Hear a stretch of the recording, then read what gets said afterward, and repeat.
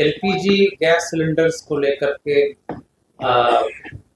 कई सूचनाएं प्राप्त हो रही है, उसके संदर्भ में आज प्रेस कॉन्फ्रेंस आयोजित किया गया है, जिसमें मैं बिल्कुल स्पष्ट करना चाहता हूं सभी पटना जिला के जनताओं के बीच में मैं मैसेज कन्वे करना चाहता हूं कि बिल्कुल एलपीजी आपूर्ति में कहीं कोई किल्लत नहीं है, दिक्कत नहीं है।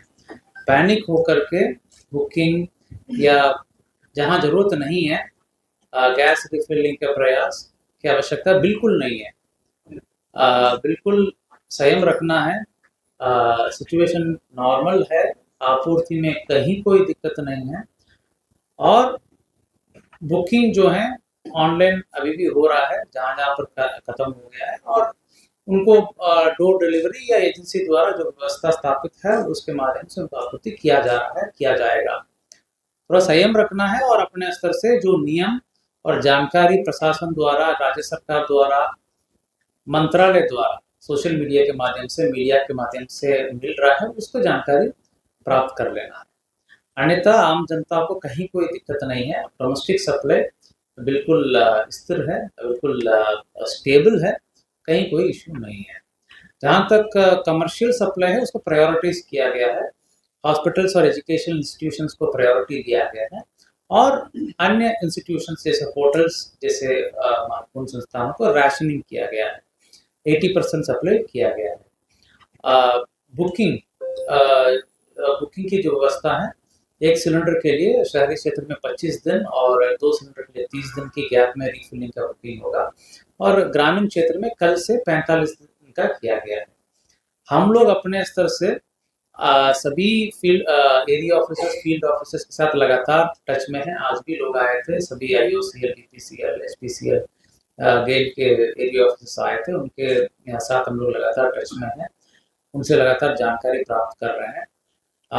उनके तरफ से भी आश्वस्त किया गया है कहीं भी कोई आम जनता के लिए, डोमेस्टिक सप्लाई के लिए एलपीजी की आपूर्ति में कमी नहीं है।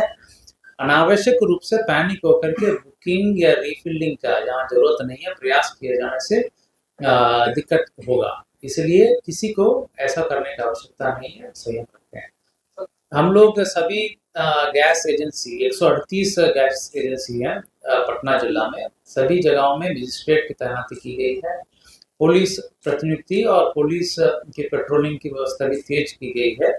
जहां पर भी इश्यू आ रहा है, भीड़ भाड़ ज्यादा है, तुरंत जो है हम लोग वरीय पदाधिकारी भी पहुंच रहे हैं।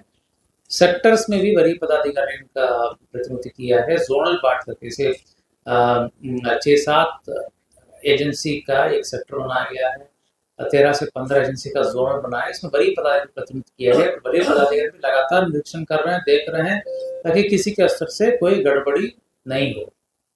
मैं आपके माध्यम से बताना चाहूंगा कि ब्लैक मार्केटिंग, अधिक दाम से बेचना, दाम तो सबको पता है, डोमेस्टिक का 111 रुपये से ज्यादा नहीं बेचना है, कमर्शियल का 1900 रुपया है, वो भी हम लोग दे देंगे आपको, 2100 एग्जैक्ट दे दीजिएगा। सो अभी तो मेजर हम लोग फोकस कर रहे हैं डोमेस्टिक का, इसमें 111 रुपये से किसी कीमत पर ज्यादा लोग नहीं बेचेंगे और कोई भी अगर ऐसा बेच रहा है तो कार्रवाई हम लोग कर रहे हैं। होर्डिंग बिल्कुल मना है और एस्मा एक्ट के तहत ये कवर्ड है।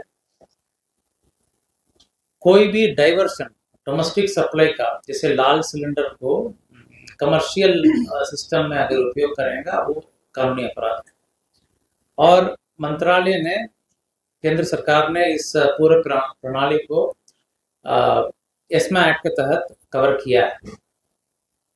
एक ऑर्डर निकला है, इसके विशेष करके एक ऑर्डर निकाला गया है जिसमें कई नियम अंकित किया गया है, रेगुलेशंस अंकित किया गया है। तो एसेंशियल सर्विसेज एक्ट के तहत ये